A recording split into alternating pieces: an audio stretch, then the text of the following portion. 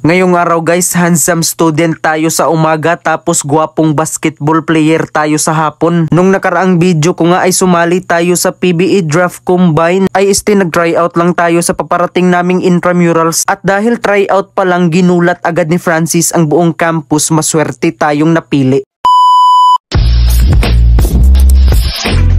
At ayun na nga, panibagong kagwapuhan na naman ang maibabahagi ko sa inyo. Nung nakaraang video ko nga ay nag-tryout ako para sa paparating naming intramurals. At dahil itsura ang basihan para makapasok, maswerte tayong napili. Kailangan kasi ng Prince Charming sa department namin na kahit manalo or matalo, ang mahalaga marami tayong mapapakilig na mga estudyante. May plus points ka na nga sa lahat ng subject, mapupusuan ka pa sa buong campus. Pero bago ang lahat, pumasok muna ako sa eskwelahan. Mamaya pa kasi ang practice namin, kaya naisipan ko munang pumasok. Grabe, ang pogi ko talaga, napakadeterminadong mag-aral. Kaya naman kinuha ko na ang pangmalakasan kong notebook. May pa short quiz ang instructor namin, buti na lang mapagbigay ang kaklase ko. Buti na lang daw gwapo ako, kung hindi daw siya magbibigay ng answer. Syempre, joke lang yan oy. Hindi gawain ng mga gwapo ang mangopya sa kaklase. Pagkatapos naman yan ay nagpaalam na ako sa mga kaklase ko. 2 linggo kasi na hindi ako makakapasok. 2 linggo din kasi na puro practice. Alam nyo naman, varsity player, tapos gwapo ka pa. Hay nako, ang pugi ko talaga. Alam kong mamimiss nila ako pero wala tayong magawa. Mahirap kasi pag hindi tayo pupunta sa practice. Ako lang kasi ang inaasahan sa department namin na bubuhat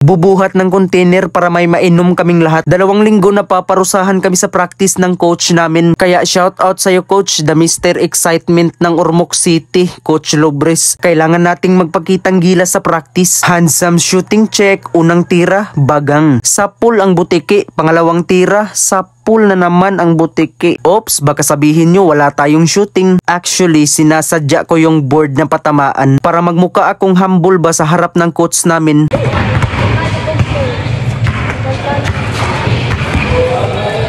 So ayun lang guys no, grabe, 3 oras ba naman na ensayo pero hindi na naman tayo nakitaan ng pagkahagard. Pagkatapos na ng undas ang start ng intramurals, sa tingin nyo gugulatin na naman ba ni Francis ang buong campus? Kasi buong laro nakaupo lang. Pagkatapos pala ng ensayo, dumiretso ako dito para kumain ng siomai rice. Kasama na naman ang aking girl best friend. Kailangan ko na naman kasi ng patnubay at gabay ng aking mga magulang kaya nakipagkita na naman ako sa kanya. Kaya guys, abangan nyo sa mga susunod kong upload kung paano ko dinumina ang buong campus. So ayun lang guys no, hindi ko na pahahabain ang video na to. See you sa next upload. Hanggang sa muling pagiging gwapo. Paalam.